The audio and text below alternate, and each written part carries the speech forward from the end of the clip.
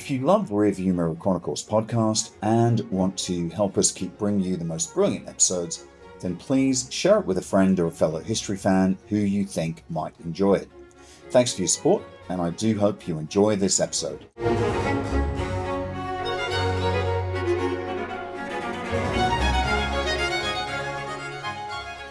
Hello, I'm Keith Hoxton, and today I'm going to be talking about Alexander the Great. And I have to say, there is probably no better story, no greater story than that of Alexander the Great. It's just one of those tremendous kind of adventure stories. This is probably the most single exciting story, I think, in all of history. In fact, the only story that really comes close to this, I would say, is probably the arrival of the conquistadors in the New World. For sheer kind of drama, almost science fiction level drama. Alexander fights his first major battle aged 18, and when he's 20, he's king. He leads his men for a decade on this unbelievably strange and extracting journey where they go places that they couldn't even imagine. They're climbing these mountains that have never been climbed before. They see the pyramids for the first time, and they just keep going. So in terms of ideas of land conquests, they completely conquer the Persian Empire, which at the time includes Turkey, Syria, the Levant, Egypt, Iraq, and Iran, parts of Afghanistan and Tajikistan, Uzbekistan, Turkmenistan, and then into Western India. And his army at its peak, and this is something that you've really kind of got to get your head around. He's traveling with some 60,000 fighting men, with an additional 5,000 men on cavalry. And then, as I was telling you that, I was just kind of thinking about the food that it would take to sustain an army of that size on a daily basis. So let's do the math. If you think about an active soldier, an active marching and fighting soldier, they would need probably around 3,000 to 4,000 calories per day, depending on their level of exertion and how much they carried. And each man would have carried a long spear, a short sword for close combat, and probably a curved sword of about 2 feet long, and a shield.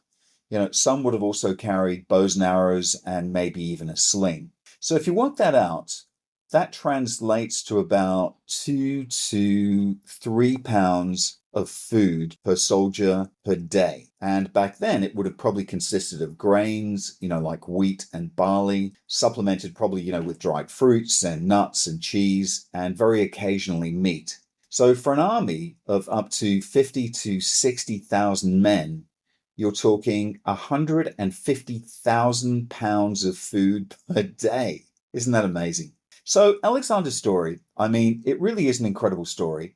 And then in the course of it, he actually he defeats the world's biggest and richest empire. He becomes king of kings. He enters unchallenged, into the greatest city on earth. And I actually think by the end of it all, he actually thinks of himself as a god. What's not to like? It's just a tremendous, tremendous quest narrative. And I think it's one of those stories that you read about as a child, and it actually gets you into history for life. People, me included, get into history through mythology. For me, it started with Greek mythology. And, you read about the Trojan Wars and all that kind of stuff, and then you want the sequel. And in a way, Alexander is your sequel. And he's a sequel, I think, for 2 reasons. Partly because he consciously modeled himself on Achilles. So he actually claims to be descended from Achilles and from Heracles, 2 great heroes.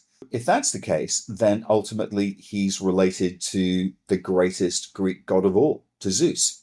So Alexander is actually wired into that world of mythology. He models himself on Achilles. He also takes the Iliad with him on this great adventure, and he reads it daily. But I think also it's because actually the story of Alexander the Great is kind of myth, because actually the sources for it are a lot patchier and a lot later than one might hope or think that they would be. Macedon is on the margins of being a great empire. And what it does is it actually conquers these great empires. rather in the same way that the Arabs do in the 7th and 8th centuries. And just as the sources for the Arab conquests are late, kind of centuries later, and therefore the kind of stories that you get lots of, when you look at maps, there's lots of arrows pointing this way and that, and very kind of confidently saying that the Arabs did this and the Arabs did that. You get slightly kind of raised eyebrows, when you're told about it for the first time. And I have to say that the same is slightly true for Alexander, because I think the earliest account now for his life is about 300 years after he died. Most of the accounts that we draw on are actually written in the heyday of the Roman Empire. Remember, he was born in 356 BC.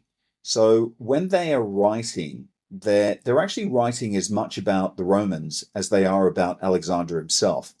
And on top of that, there's a further complication, which is that we have almost nothing. We have no written sources from the Persian side. And I have a friend who is an absolute expert on analogies. And maybe she'll like this one.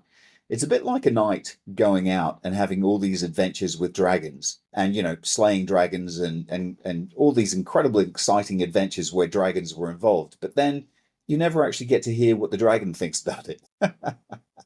It's a little bit like that for me with Alexander. We never really get to hear what the Persians think about this guy. And with this, Alexander, he leads his armies, he attacks all these people. But it's like they're just kind of exotic names. They're like stormtroopers in Star Wars. And I think that the Great Revolution, the understanding of Alexander, and it's been pointed out by various academics that, the study of Alexander has, in terms of sophistication, has been a bit of a backwater for quite a long time. And I think that has really begun to change now, which is why I wanted to do this podcast. And it chiefly began to change because there are now great scholars who have looked at Persia and the Persians and have actually tried to place Alexander in the context of the world that he conquers from their perspective. And perhaps the greatest of them is a French scholar by the name of Pierre Brion. He's famously described Alexander as the last of the Achaemenid, and the Achaemenids are the Persian dynasty that Alexander overthrows. And I think that actually does start to make sense of him as someone who is now not a hero from myth, because it's easy to explain him that way. He's not a monster, which really are the two poles that tend to govern how he's understood and described. But he's actually someone who is brilliantly inventive and creative, and he's an amazing politician, as well as one of the greatest generals who ever lived. And I think the way their Persianness of Alexander is something that I'll come to too, because I'm going to tell the story and I'm going to tell it in proper detail. But the Persian has become so important to the extent which he ceases to be Macedonian or Greek and actually becomes King of Kings. But here's the thing, he never takes on that title, he just doesn't. But as we'll discover, he certainly takes on the appearance of the King of Kings. He takes on a lot of the rituals, he has the costumes, he has the wife, he has the eunuchs, and he recognizes that this is the only way that it can be done. And this really is, it's arguably the most exciting story in all of history, so I should really do it justice. So let's start with where he comes from. So he comes from the kingdom of Macedon or Macedonia, but the question is he Greek? So there's a huge argument in Greece and in the former Yugoslav Republic of Macedonia about who Alexander actually belongs to, and it's an insane argument because I don't think he actually belongs to either of them.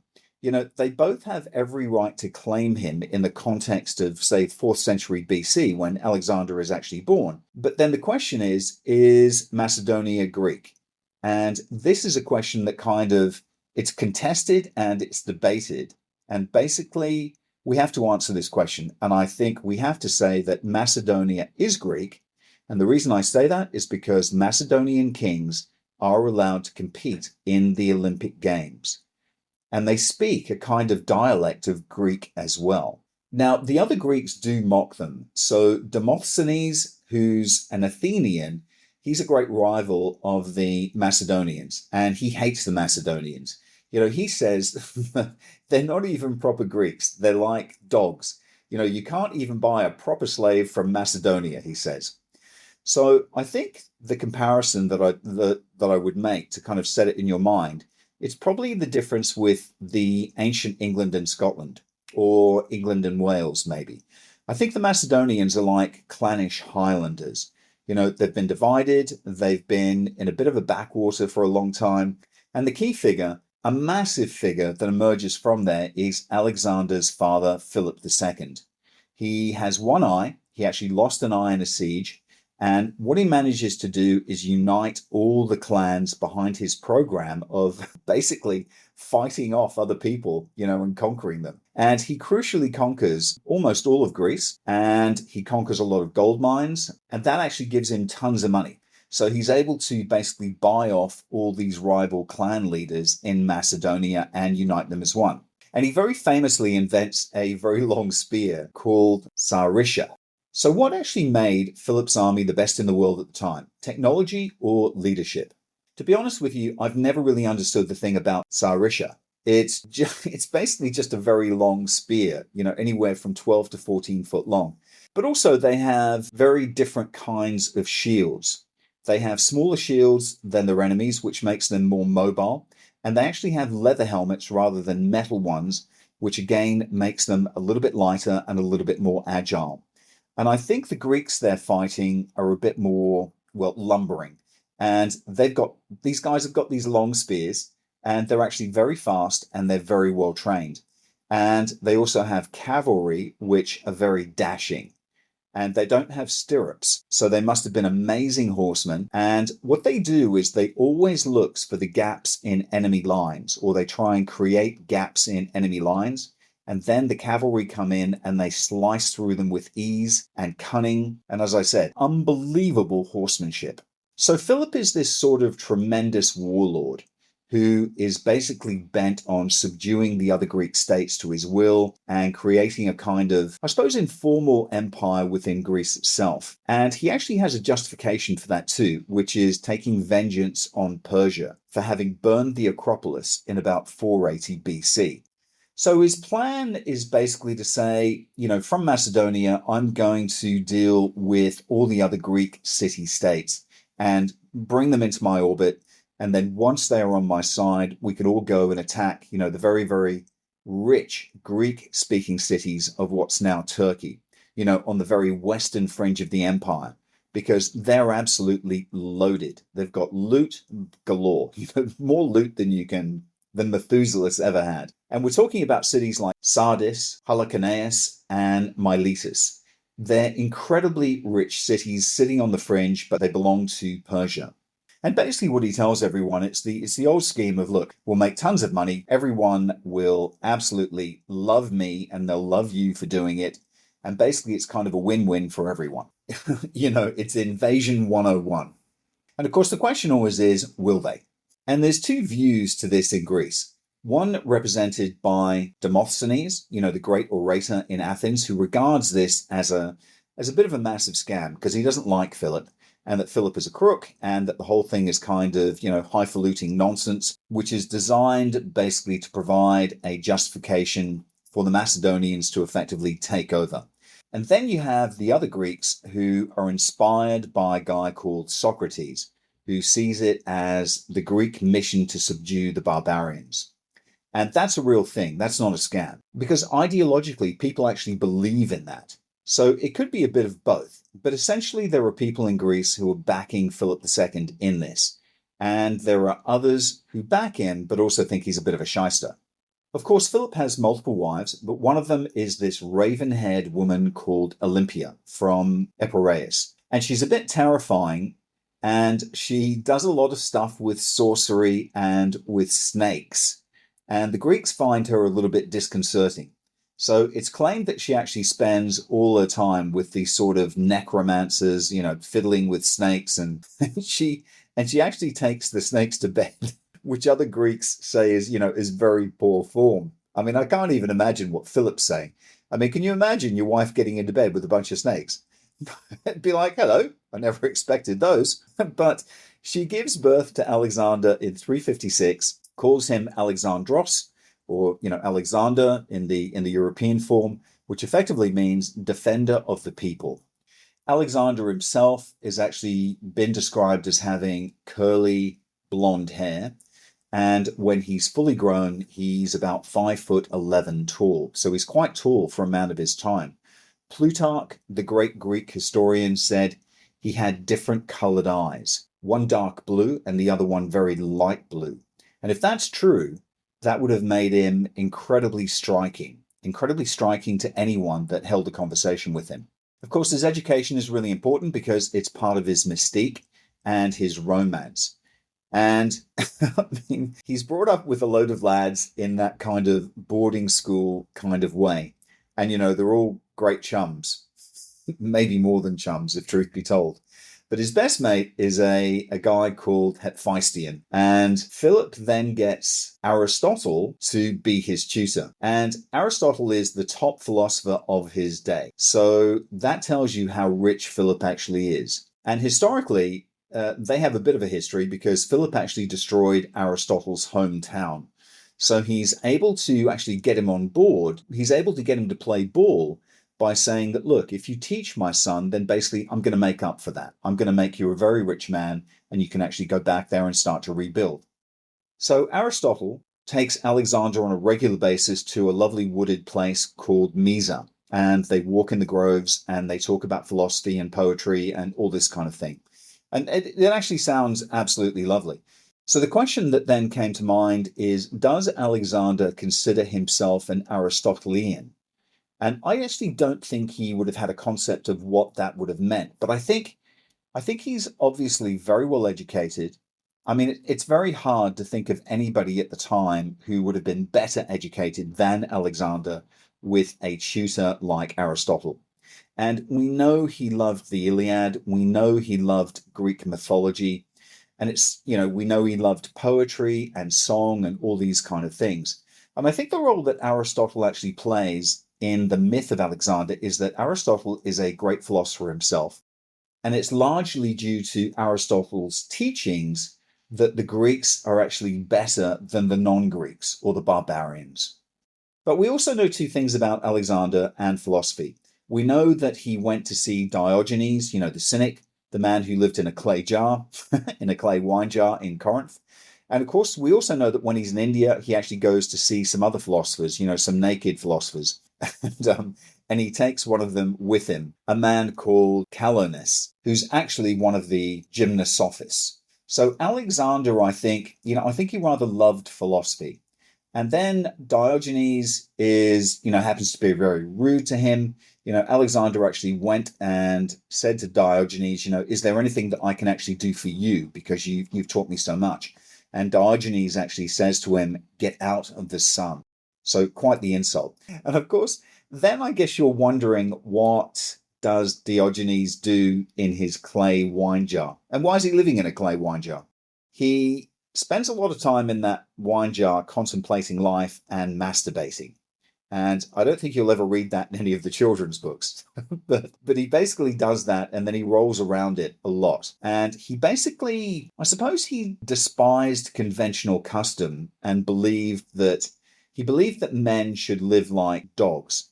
And if you think about this, the term cynic actually comes from the Greek kanikos, which means dog-like.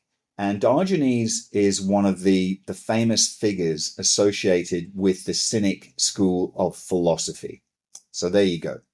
Alexander, all we really know about him as a boy is that he famously tamed this horse, this incredible horse that became very famous called Bucephalus, who is actually afraid of his own shadow. The horse then becomes part of the story. I mean, this is what appeals to children, I think, when they first read this story, is that he has a horse that accompanies him on almost all of the quests and the adventures that he goes on. And the medieval legend is that it's said that whoever tames this horse will rule the world. And Bucephalus is also said to be the direct descendant of the unicorn. So during Alexander's youth, his father is fighting the other Greeks. And basically, there is a very famous battle at Chaeronea outside Thebes, where they smashed the Thebans, the sacred band of the Thebans once and for all. Thebes and Athens are old enemies, but they sign up to face the Macedonian threat. Demosthenes actually fights at Chaeronea, and Alexander fights there, and he's 18 years old. and the cavalry that he's involved in slices in, and there is this spectacular victory. Very harsh terms are imposed on the Thebans because Philip has been a hostage there as a boy, so he doesn't like them very much. And history always records Philip being slightly harsher with the Thebans than any other enemy. He's much more sparing towards Athens. And Alexander then goes as his emissary to Athens, and it's the only time that he ever goes there. And he actually carries with him the sacred urn with the ashes of the bones of the defeated Athenians. So they then have a big meeting in Corinth, and Philip gets appointed head of all the Greeks apart from the Spartans. And Philip is actually really cross about that because, all the dedications must be, and you are now head of all the Greeks. Well, apart from the Spartans, but you're head of all the Greeks, just not the Spartans. But now he's really pumped because he thinks, great, I've beaten all the Greeks, except the Spartans, and we are going to cross the Hellespont and attack Persia. And then he goes to the Delphic oracle, and they give him this message. Wreathed is the bull, the end is near, the one who will kill him is at hand. And unbeknownst to Philip, the prophecy actually suggested that Philip will be killed during a festival, much like a garlanded bull prepared for sacrifice. However, Philip actually interprets this prophecy favorably, believing it foretold the death of the Persian king as a sacrificial bull. However, as I said, the prophecy was actually referring to Philip himself, who was assassinated during a wedding festival, aligning with the oracle's prediction. This misinterpretation led to Philip's untimely death, demonstrating, the often very ambiguous and kind of enigmatic nature of the oracle's pronouncements. Such prophecies were actually typically open to interpretation, and there was often misunderstandings, as in this case, which had dire consequences for poor Philip. The question then arose was his death then organized by the Persians, or perhaps by his own wife, Olympia? Because by this stage, Philip had also married a woman called Cleopatra. Not the Cleopatra, because there were lots of Cleopatras, but he married a woman called Cleopatra who, unlike Olympia, she doesn't mess around with snakes at all. And she actually has a baby. And also, perhaps it's Alexander because, he's already had his nose put out of joint and he's kind of gone for 6 months with his mates. So relations between Philip and Alexander are really at a very bad level. And they seem to have patched up, but maybe they actually haven't. But look, we don't know. We'll never really know who actually had him killed.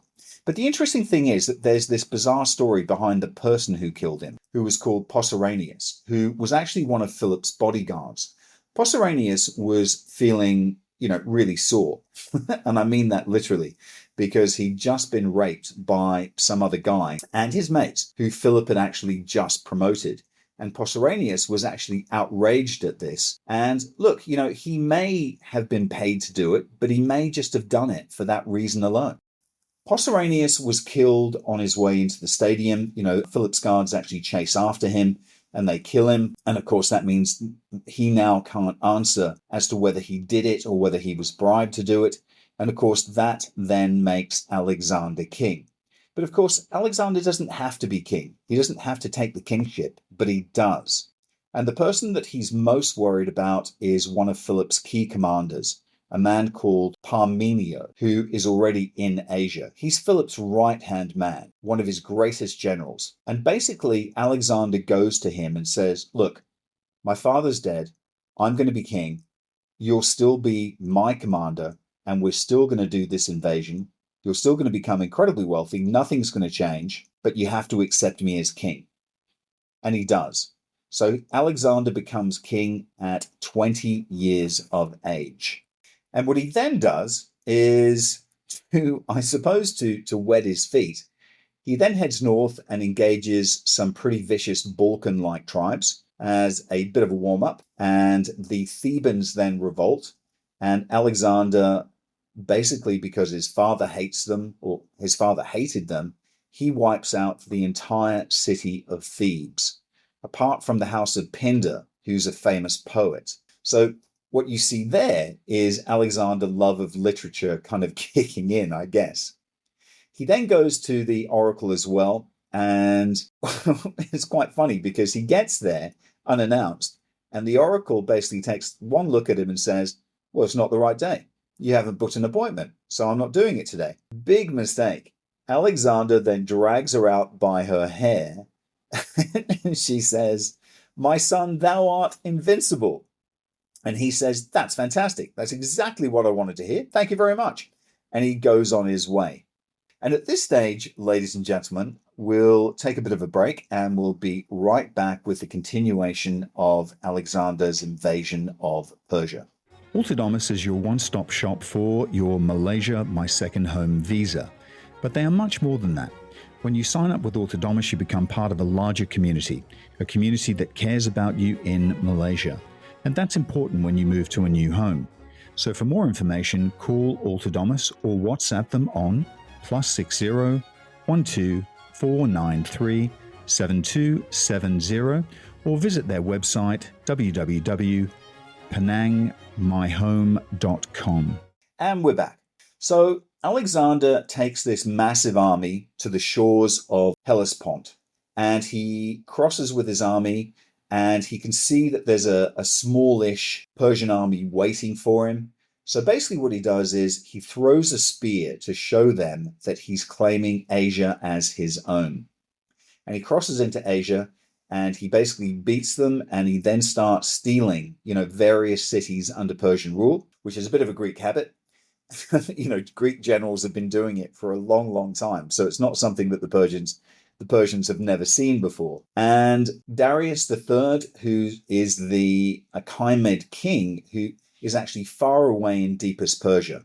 But he's not worried about this because he's seen the Greeks do this many times. And I would say he's not unduly worried. But what he doesn't know is who he's up against. And the world has never seen a general like Alexander before. And Alexander continues forward and continues taking cities. They call it his pothos, which is basically his ambition. And I think it's impossible at this stage to kind of psychoanalyze Alexander and guess what he's thinking. But clearly he's a young man of tremendous ambition. And I think that's one of the reasons why he keeps on going, because he keeps on winning. And he's winning these victories relatively easily. As I said, the world hasn't encountered a general this smart, this well-read, or a general this young that has this deep, deep belief in himself. And he also knows, I think, deep down that he can't afford to make a single mistake. And that's what's extraordinary particularly about this story. He achieves what he achieves because he never once slips up. He never once loses a battle. He never makes a strategic error. He gets himself in incredibly tough spots, but he always manages to get out of them. And I think that basically the further and the more this happens, obviously the more confidence he gains. The more tantalizing the end prize for him becomes. And he gets more determined to claim it. It's the old saying, success breeds ambition, ambition breeds success. And I don't think at this stage he thinks he's going to be king of all of Persia by any means. I mean, he's 20 years old and he's on a bit of a holiday with his mates. It's a bit of an adventure. It's almost like a bit of a gap year, isn't it, before he goes to university. And he's got all his childhood mates with him. And I don't think his mates actually think they're going for a long time either, because there are reports that they get a little bit cross with him, at the very end of this quest, because I think at this stage, it's all going great. And what they think is, what, we're going to go for a year. It's that gap year, or maybe a couple of years at most. We'll take all these very rich cities, which is what they're doing. We'll come back absolutely loaded and be able to buy, a massive estate, loads of land overlooking the Aegean, and we'll be set for life. And I think if you had said to them at the beginning that you'll be gone for 10 years or more, and you're going to end up in India, I think all of them to a man would have said, no thanks. No, I'm busy that weekend. Thanks very much. So anyway, they cross into Persia and they do all this conquering, and eventually they end up at the grave of Achilles. And it's at that stage that Alexander and his mates take off all their clothes and they pour oil all over themselves and they run around the tomb naked again and again. I suppose that's standard behavior, isn't it? I mean, it's a bit of a lad's holiday, and I suppose, what happens in Persia stays in Persia. But on the serious side of things, he also has a Persian enemy to defeat. And so there is this famous battle at the river Granicus. Darius III, however, again, he's still not taking this very seriously. He doesn't go himself. He sends a guy called Memnon of Rhodes, who's one of his conquered Greek generals, who's now a Greek mercenary working for, Darius III. And Memnon basically says to the other Persians, he said, look, listen, let's just let him do what he wants to do. It's a little bit of scorched earth and all that. Let him take a few prizes. His gap year will be over relatively soon, and he'll leave. And Darius III says, no, you're going to go face him. So face him he does. So they arrive at the river, the Granicus, and this is where the sources are a little bit interesting. So Parmenion, who's Alexander's commander, in some versions of the story, he says, let's wait till the morning. Let's not attack just yet. And then in other versions, they have Alexander saying to him, no, I'm Alexander, I'm going to attack them straight away. And which version you pick as a historian basically just depends on how you see Alexander. And of course, there is no guarantee that either of them are right. That's the thing. That's the problem. But I'm going to go with the best version. I go with the version that they that they charge straight across the river and they basically just wipe the floor with them. Alexander is almost killed, but he's actually rescued by one of his officers, who's one of his schoolmates, one of his boarding schoolmates called Black Celtus, who's the brother of his old nanny. So this is actually an important detail for later, when I get to episode 27 of this epic quest. No, seriously, just remember this moment. So Black Celtus saves his life. So Alexander beats the Persians at Granicus, and then he charges down the coast and takes all those rich cities that I mentioned earlier. Now, even at that point, there is a point at which you say he could stop if he wanted to. He's got to the coast, his navy is now there, and he could actually stop with his mates and think, you know what? We've become so incredibly successful, so incredibly rich, we're just going to go back. And the Persians are nowhere to be seen. But Alexander doesn't do it. He says, you know what? I'm going to keep going. And then he goes to a place called Gordinum, and he cuts the Gordian knot. This is quite famous. It's the only tower in the world that actually has a famous knot.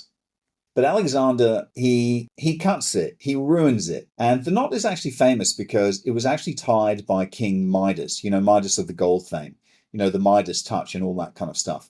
So Midas is actually ridden into Gordium with his father, who's called Gordius, who then becomes king. And they tie this knot around a cart to a kind of a large standing phallic type thing. And basically it's called the Great Knot. And whoever can actually undo that knot become Lord of all Asia. So you can imagine it. Alexander is standing there. It's hot. It's dirty, it's dusty, the sun is beating down. He's crowded by his men. There are 60,000 men standing watching him. And he actually has some trouble undoing the knot. And you can imagine how embarrassing this might be. So what he does is he takes his sword out and he just slashes it. And this then proves that he will be, to his men, this proves that he will be the conqueror of Asia and that no one else will ever come and attempt to untie the knot. Then he heads down towards, and I think if you think about the right angles to what's now Turkey, and he heads down that coast and he meets with Darius III, the great Persian king. And Alexander comes with this massive army. Darius comes with a bigger army, 3 times the size of Alexander's, but he also comes with his family. He brings his mum, he brings his sister and his children, which I think is absolute madness. But I think what it also shows is how little he thinks of Alexander. He thinks that this is just some kind of barbarian 20-year-old with his raiding party. And I think what he thinks is, I'll smash them up and I'll look really good in front of mum and my wife, and we'll go back and we'll have dinner and it'll all be over before sunset. So what he does is what the Persians always do. He comes from behind Alexander, and Alexander isn't expecting it. He comes over the mountains, which is what the Persians always do, and they trap him. And keep in mind, the Persians are masters of mountain warfare. So Alexander is actually trapped. The winter has come. His men are now feeling a little bit cold. The wet weather has come as well. So they're soaked and they're a little bit disheartened. And now they're trapped. The weather has turned. It's awful. But what does Alexander do? He turns to his men and he says, you know what?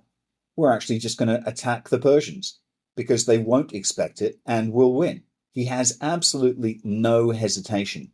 And what the men see in him is someone who will win. They believe in him 100%. And that's exactly what they do. And this had never happened before.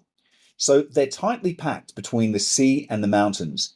And what goes in Alexander's favor is that the Persians can't quite bring their huge numerical superiority to bear. The Macedonians are much better trained and they have these incredibly long spears. And what happens is that Alexander's men end up smashing them and slaughtering them. And Darius actually runs away, kind of very foolishly. And he forgets to take his mum, his wife, with him. In his haste, he just forgets them. And I think this actually shows something about Alexander's character as well. He's very chivalrous. So Darius flees and Alexander captures, his luxurious tent, which is this massive desert tent. And there's a huge jacuzzi type bath in there, which has actually just been run for him, ready for his victory. And he's got all this food. There's a massive buffet. And one of Alexander's bodyguards comes to him as he enters the tent and says, Darius has fled and he's left his mum and his wife and kids behind in his haste. And they're making terrible hullabaloo. And there's all this weeping and wailing. Can you come and calm them down? And what Alexander does is invites them into the tent and treats them very well. As they enter the tent, they encounter not only Alexander, but his great mate, his great friend called Hephaestion, who's actually taller than Alexander. He's about 6'1". And Darius's mum actually drops to the feet of Hephaestion and says, oh, you're such a great fellow, please look after us. And of course, then when she finds out that it's not Alexander, she's super embarrassed. And Hephaestion actually says, never mind, mother, for here too is Alexander, and he will look after you. So effectively, Darius's mum and wife are now Team Alexander, and he treats them incredibly nicely. Now, with this huge victory behind him, he decides to strike south. He doesn't head east to attack Babylonia and Bucephalus and, all the other great cities of the heartland. And the reason for that is that he's sent away his fleet. And he's basically said, we're going to defeat the Persian fleet by taking away all their harbors. And that's what he's been doing as he travels through, Asia Minor. And he then heads down to what is the Lebanese coast. And it's the great naval power, the greatest naval power in the world. And it's the heartbeat of the Persian Navy. This is basically where they're based. So Alexander forces the surrender of all these cities along the coastline except one, which is called Tyre, which is the greatest of them all. And it's on an island by itself, and effectively it's impregnable. So what does he do? You would think he would actually attack by ship, but he doesn't. He actually builds a causeway, a land bridge, and he builds it while under attack from the Tyrians. And it takes him 6 months to do it, but he builds it successfully. And he's also, the sources don't tell us why, but he's also very cross with the Tyrians because there's some sort of business about Heracles. I think they have a statue of Heracles or a temple or something, and Alexander says, I'm related to Heracles. I'd like to come and worship at that temple. And the Tyrians basically say, no, we don't believe that. And effectively, that's a big mistake. So Alexander builds this massive causeway. And the other amazing thing about this story is the time frame. And indeed, almost all of us, I think, imaginatively, kind of compress it so that one event follows pretty much rapidly in our minds after another. But it doesn't work that way in history, of course. And this siege actually goes on for, as I said, it took them 6 months to build the causeway, and then they besieged the Tyrians for another 6 months. While all this is going on, and you've got 60,000 troops kind of milling about this city, warring and dealing and eating and doing all this kind of stuff, Darius is actually off licking his wounds. Alexander is laying siege to, Tyre. And of course, it turns out to be a very bloody, very, very bloody siege. Alexander actually loses quite a few of his men, but then basically he takes Tyre and then he kills them all, men, women, and children. And it's the first time that we really see the meanness of Alexander, the cruelness of what it takes to be a man of this kind. And keep in mind, he's still only 20 years old. He kills them all, man, women, and children, but he doesn't just kill them, he crucifies them all. And he does it for a very specific reason. It's a calculated atrocity, if you like. It's designed to be solitary. It's a warning. It's a warning to Darius and the other cities as to what will happen if they resist or refuse him. And of course, by our standards now, it's incredibly brutal, but it serves him a purpose. And I'm also pretty sure that he and his officers and men are probably, very angry at having been kept there for so long. So obviously there's an element of anger that comes across in that as well. But there's also this incredible element of calculation. Everything Alexander does has calculation and purpose, and people always remember the bad stuff. So I mentioned to you that he doesn't go east, but he goes south. At this point, I think all of this is completely commensurate with, relatively limited ambitions. So if you were just going to do a raid to, get those very rich cities in Asia Minor, that subsequently becomes something a little bit bigger. You would kind of turn south because you would say, well, why don't I secure the Mediterranean?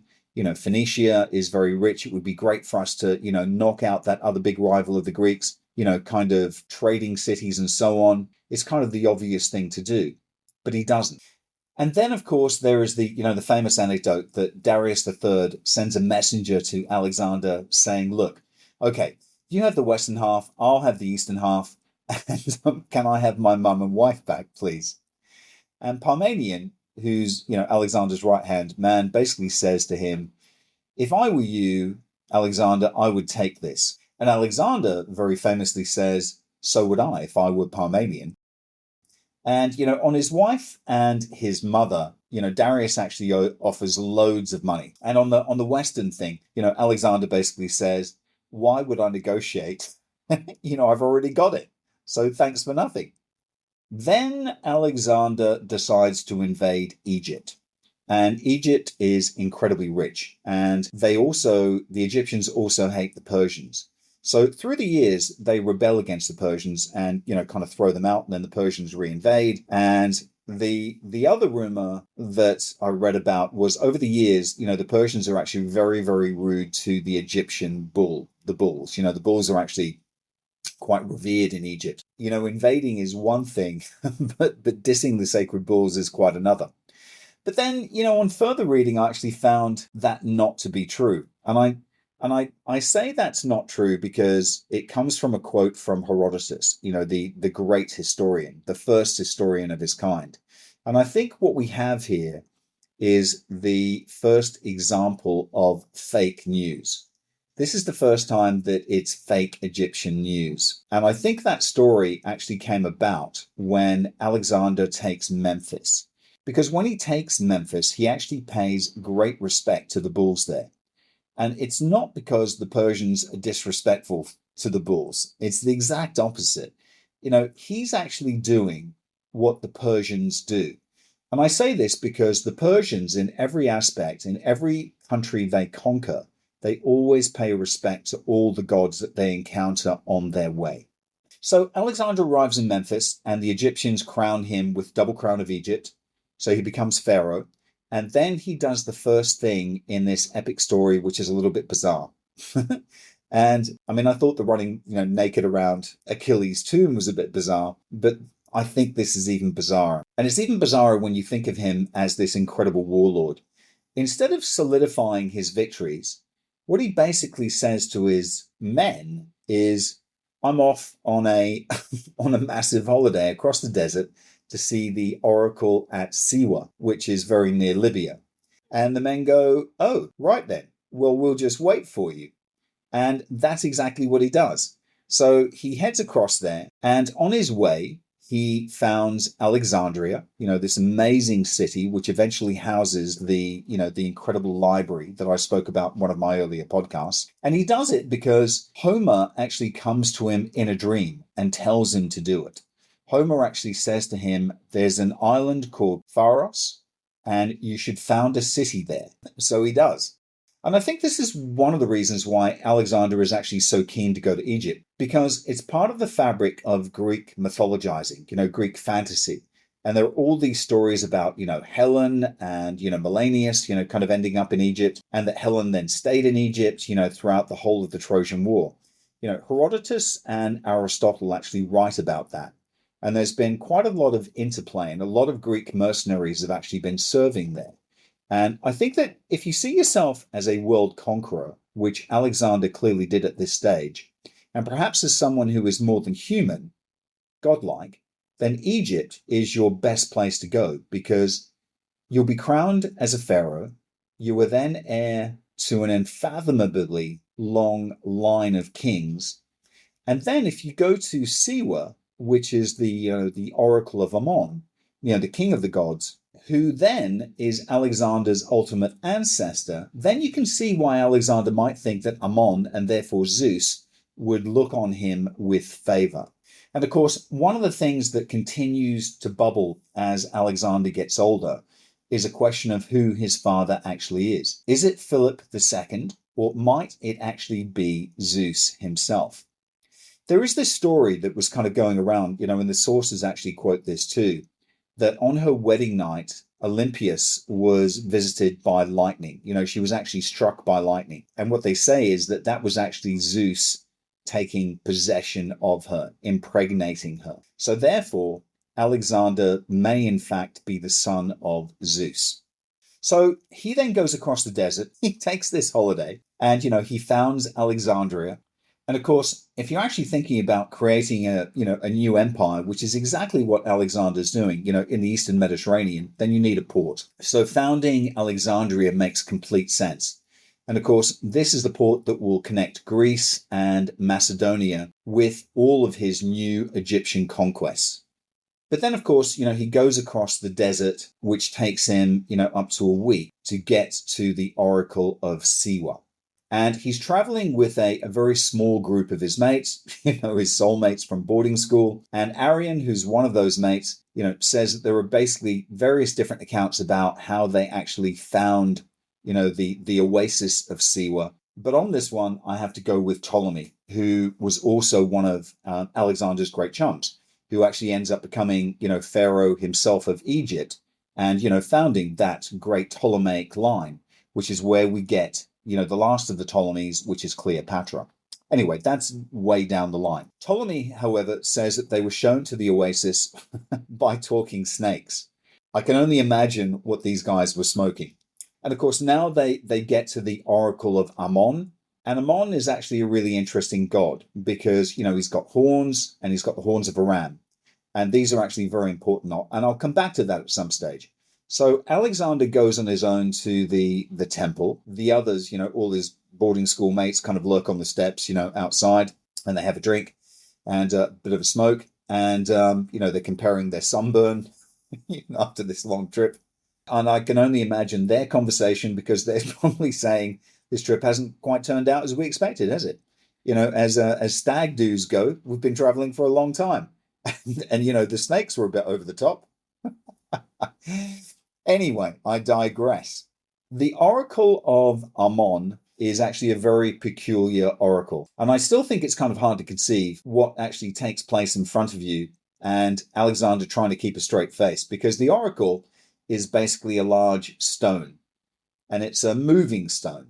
It's one of the very last places to remain pagan. Actually, it's one of the last places to remain pagan during the Christian period, all the way through to the Islamic period. That's what I remember about this being so special. So the Oracle of Ammon is a big stone that is sitting on a large tray with, handles at either end. And basically there's four guys that kind of carry it about, and they're wearing, these masks with horns, and it has dangling bells from it. And basically what you do is you ask it a question and they then start to shake and shudder, the guys carrying it, and they kind of shuffle about because obviously it's very heavy with this stone on a tray. And the stone actually then directs them to pieces of parchment paper that have the answers to your questions written down on it. So if you think about that, you would actually have to send your questions in advance to them, wouldn't you? So that they could write down the actual answers to them. Otherwise, how would they know what the hell to answer? Anyway, Alexander has this private meeting and he never really reveals what was said. But it's supposed, the supposition is that the question that he asked was, have I avenged the death of my father? And have I got the revenge over the Persians? And what the stone says, what the oracle says is no, because your father is not Philip, your father is Zeus. Now, the thing is, do we believe this? And do we think that he thinks he's the son of a god? Okay, so there's an interesting answer to this. There was actually a gold coin that was supposedly found down a well in Afghanistan, in southern Afghanistan by memory. And they found this well and they found a massive hoard of coins. And they kind of started turning up on the world market in the 1990s, I think, for sale. And one of them is actually a gold coin, which has an elephant on one side and a picture of what's clearly Alexander on the other. And Alexander is wearing a kind of an elephant hood, a hood made from the scalp of an elephant. And he has the horns of Amun. And this seems very likely because there's also a whole series of coins which were definitely minted in Alexander's lifetime, kind of showing elephants for reasons that will actually come out in due course. Maybe not in this episode, but certainly in the next episode, when Alexander actually invades India. But if this coin is genuine, then that would suggest that it's minted in Alexander's lifetime, suggesting it's actually coming from Alexander himself. And I think what it tells you is that at this particular stage, there's a border that Alexander's crossing between the divine and the human. And I think he's finding it more acceptable and much more kind of porous, much more believable that he is actually descended from Zeus. And I think as well, some historians say that Greece has been ever more tightly connected to the Egyptian and Persian ideas of kinship in recent years, and the idea of a kind of sacral kinship. So if you think back to when Philip was assassinated, going into the stadium, which I mentioned in the first half, he was about to join a procession of images of the gods. This was what he was on his way to. There was going to be images of Olympians and another image of Philip himself, actually showing himself as a god. So I think, Alexander's subsequent behavior actually makes more sense. If you think he thinks he's really touched by something, that he's a hero, I think he feels that he is something of the divine about him. And I'm sure that Alexander thinks that he occupies that position very well, and he's a hero in that sense, and that he actually may think he's a god. Anyway, it's all supposition. But Alexander is there in Egypt with his close mates. He's a warlord like the world has never seen before. And of course, if it was anyone else, they would have packed their bags at this stage and headed home to enjoy their spoils. But of course, he's Alexander. He's about to take it up a notch to the next level. And what happens next will blow your minds, which I think we will take to the next episode. So please join me for that, where I tell you exactly what happens and we come to Alexander's eventual conclusion. Folks, thanks for listening in. It's been great chatting with you as always, and I'll look forward to chatting to you in the next episode. Bye for now.